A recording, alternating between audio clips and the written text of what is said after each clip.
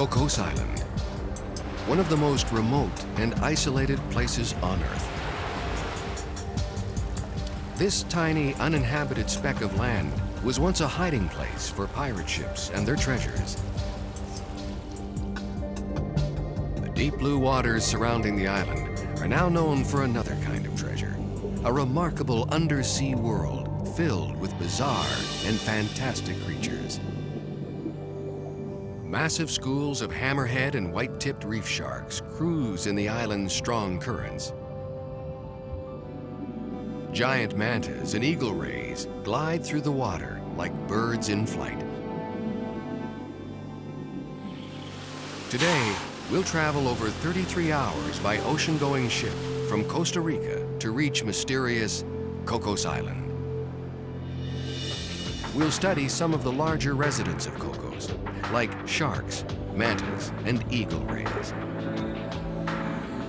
And finally, we'll examine the complex structure of an undersea food chain and the important role sharks and apex predators play.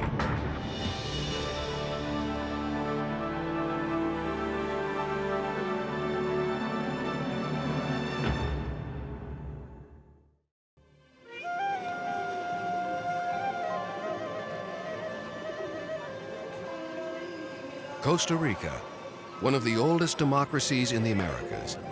Its people enjoy political stability and a long-standing commitment to peace and human rights. Not only considered an oasis of peace and prosperity, it is also widely known for its stunning natural beauty. Spectacular scenery, a warm tropical climate, and prolific wildlife combine to rank Costa Rica as one of the world's finest natural wonders. The government has recognized the value of preserving the country's unique wilderness, setting aside almost 25% of its land area towards parks and preserves. And one of these parks is remote Cocos Island, a tiny 14-square-mile island located 350 miles southwest of the Pacific coast of Costa Rica.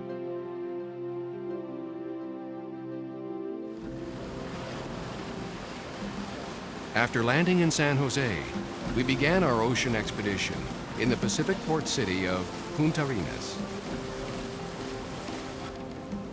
Here, we boarded the 120-foot live-aboard diving vessel, the Oceanus Aggressor. The only way to reach Kokos is by ship. The island is impenetrable, with no landing strip for aircraft.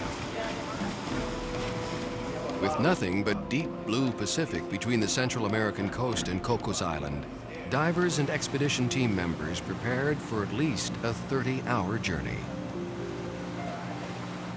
What might happen to me? I mean, something might happen bad to me. If you did a deep dive, it would hurt you. Oh, yeah, sure. I dived for 36.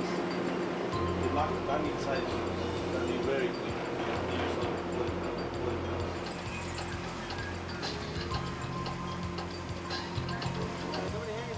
After a few hours, we spotted our first sampling of Pacific marine life, bottlenose dolphins.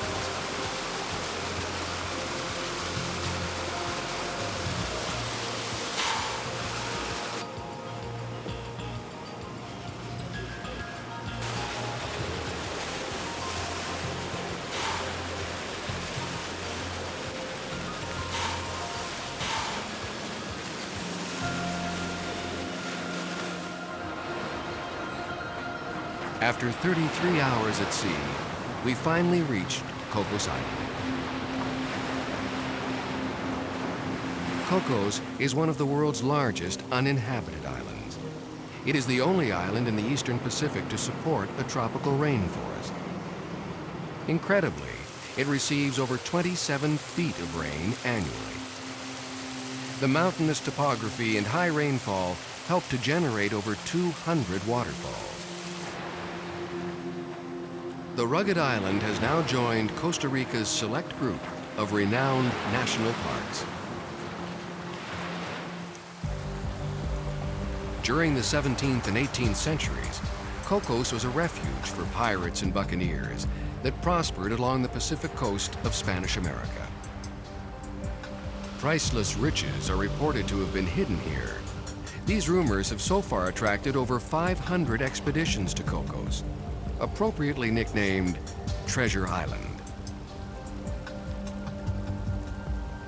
Over the centuries, these fortune seekers inscribed their names and expedition dates on several large boulders. Some inscriptions date back to the 18th century. The Cousteau Society visited the island in the late 1980s and carved an intricate design on one of the rocks. These more recent expeditions traveled to Cocos not for rumors of hidden treasure, but for undersea riches.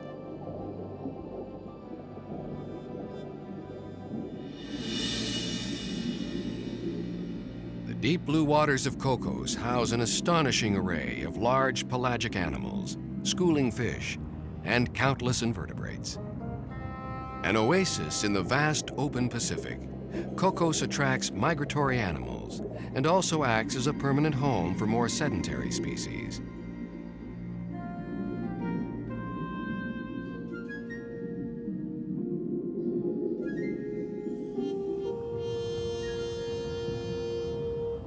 Now, as Cocos Island continues to draw marine life from hundreds of miles around, it is recognized as one of the last wild places on Earth.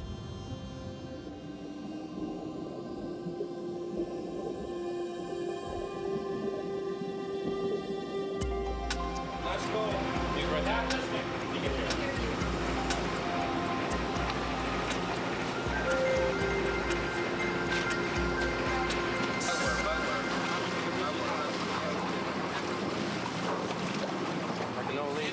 Right next to Robbie.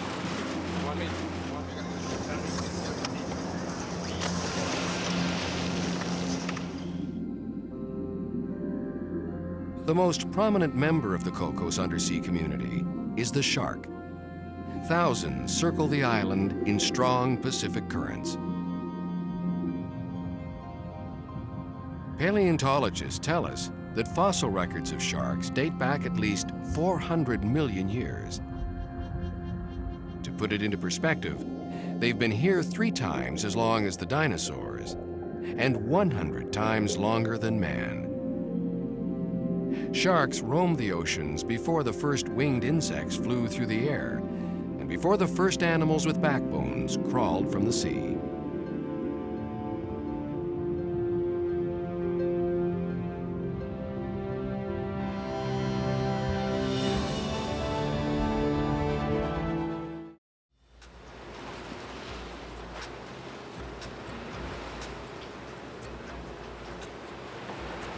In order to closely study the sharks of Cocos, team members used rebreathers. This technology allows for the mixing and recycling of breathing gases. By recycling, less gas is utilized and fewer bubbles are released into the water column. Another advantage is that divers can stay longer at depth without fear of decompression sickness. Sharks are very timid animals, and the sound of exhaust bubbles quickly scares them off. The rebreathers emit far less gas than regular scuba equipment and are much quieter.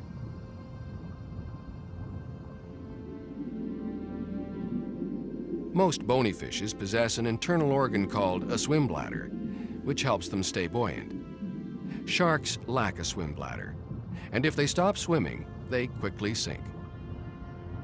A common misconception is that all sharks must continually swim to survive. While this is true of some species, others, like the white-tipped reef shark, are able to rest on the bottom. Some sharks must keep moving to help water pass through their gills. These white tips, however, absorb oxygen by pumping water over well-developed gills. The white-tipped reef shark is the most common type of shark at Cocos Island. They are appropriately named as the tips of the first dorsal and caudal fins are bright white. A medium-sized shark, the white tip can grow to lengths of almost 7 feet. They inhabit the world's shallow tropical seas and are especially abundant around remote islands like Kokos.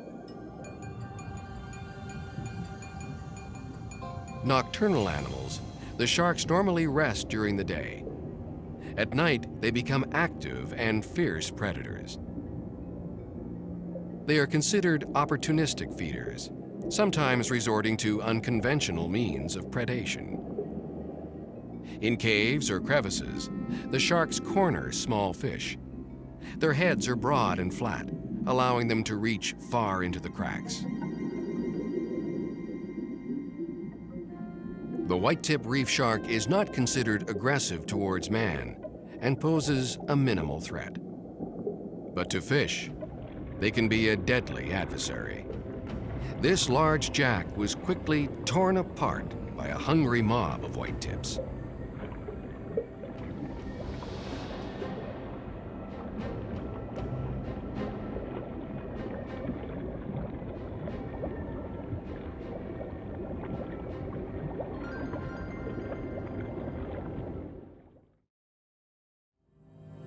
The most celebrated sharks of Kokos are hammerheads. Hundreds of these magnificent animals circle in the strong currents of the island. These scalloped hammerheads are the only member of the hammerhead family known to form large schools.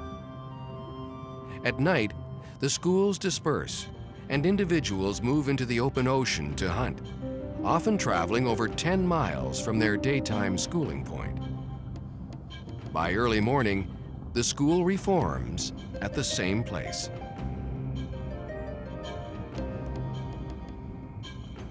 Their ability to navigate great distances at night has intrigued scientists for some time. It is now believed the sharks use the Earth's electromagnetic fields to find their way.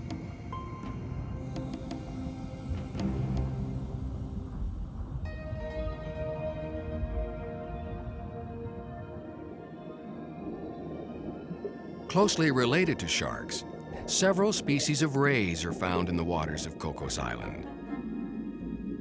There are over 350 species of rays in the world, which along with sharks and skates are considered cartilaginous fishes. Like sharks, their skeletons are made of cartilage. They are not primitive fishes. In fact, they have an acute sense of smell and can sense the electrical field of other animals, making them extremely efficient predators. Rays are supremely adapted for life on the sea floor. Their bodies are flattened with wing-like fins that are continuous with their heads. They take in water through openings on the top of their heads and pump it out through gill slits on the bottom. Their mouths are also underneath, and many rays have teeth designed for crushing and grinding hard-shelled invertebrates.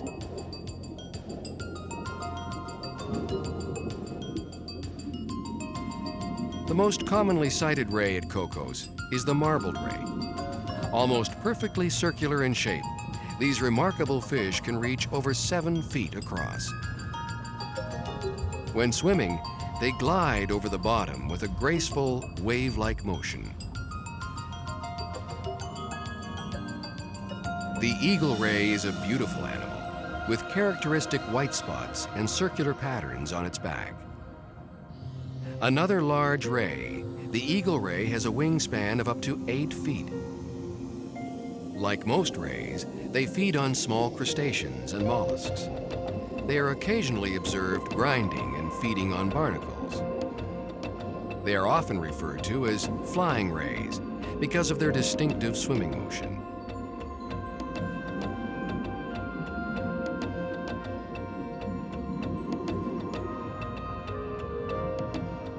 The largest and most impressive of the rays is the giant manta ray. Open ocean wanderers, these massive fish hover near the surface, scooping tiny fish and planktonic animals from the water column.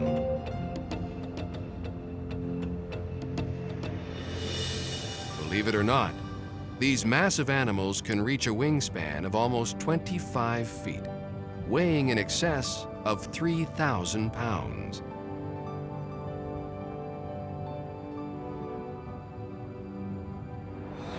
chair.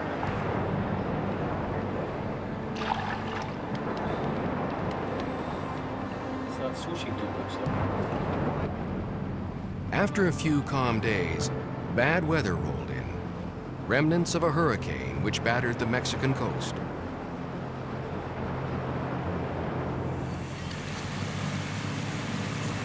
With the bad weather came large seas and driving rain. Some of the dives were canceled, and team members were able to journey into the dense jungle interior of the island.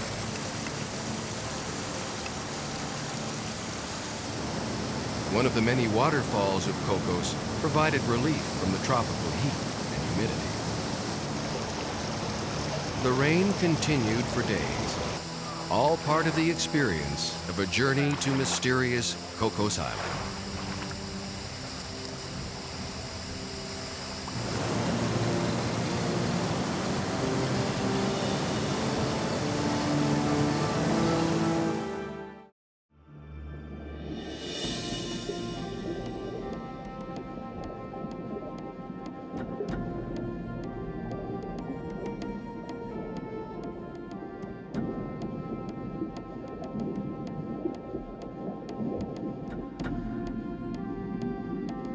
Understanding the transfer of energy in an oceanic food chain and how food chains are linked together provide valuable insight into how life works in the sea. All living creatures, from tiny phytoplankton to large apex predators, are dependent upon one another. The interwoven systems are complex, and though these systems show some resiliency, it's astonishing just how fragile life on Earth can be. Nowhere is this more evident than in the undersea environment.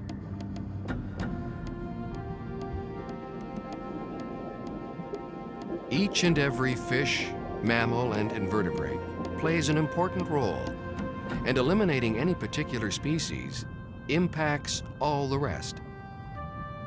Life in the sea is similar to a house of cards. If all the cards are in place, the house stands. Remove one card, and the house is weakened. Eliminating any key card may cause the entire house to collapse. So too might the elimination of any one species or habitat cause entire food chains to collapse.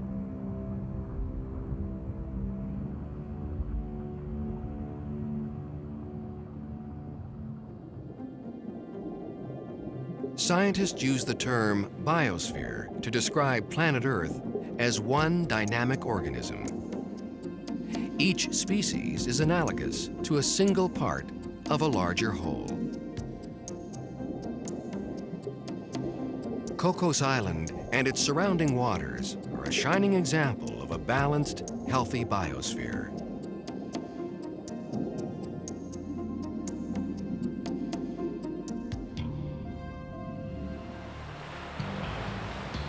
Remote islands like Kokos, the Galapagos, and Mexico's Socorro archipelago are easy pickings for unscrupulous fishing fleets. Even though the islands are protected by law, foreign and domestic fishing vessels routinely haul tons of fish illegally from these isolated seas. In response to the increasing appearance of large trawlers, the Costa Rican government declared the waters surrounding the island off limits to fishing, creating a 7-mile buffer zone. Pressure from conservation groups and special interests, like these liveaboard diving ventures, have helped to almost eliminate fishing near Cocos Island. But other places are not so lucky.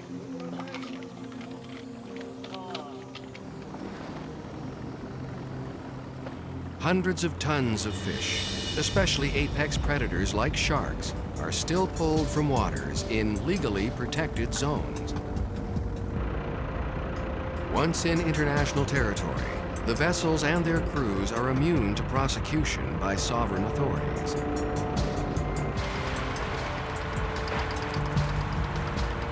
The utter waste of these animals is sickening. Sharks are hauled from the water, their fins cut off, and their still living bodies thrown overboard to die a slow death. A single Asian delicacy, shark fin soup, is probably responsible for more destructive shark fishing than all other reasons combined. A thriving trade in shark fins and parts fuels this growing industry. A new threat to sharks has recently come to light. Shark cartilage has been indicated as a treatment for some diseases, including cancer. Because sharks are immune to cancer, it's believed that they hold some clue to a possible cure. Even though there is no evidence to support this theory, major pharmaceutical companies now market shark cartilage in pill form. Long lines and gill nets do not discriminate between sharks and other creatures. Mammals like seals are frequently considered an incidental catch.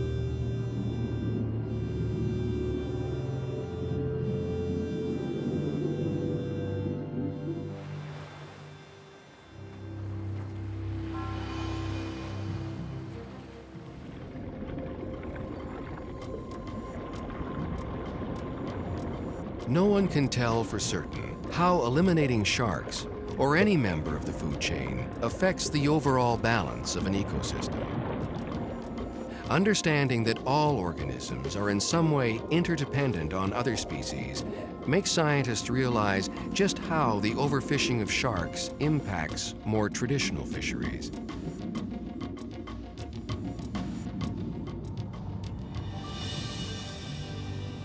Unfortunately, sharks are not as lovable as dolphins or whales.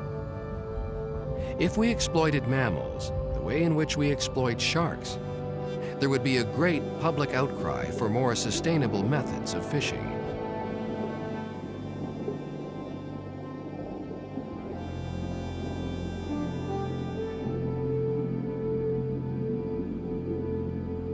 Knowing the importance of all members of the food chain can only impress upon us the urgency with which we must protect all species. We must learn to appreciate the intricate diversity of life, even respecting those species which we fear the most.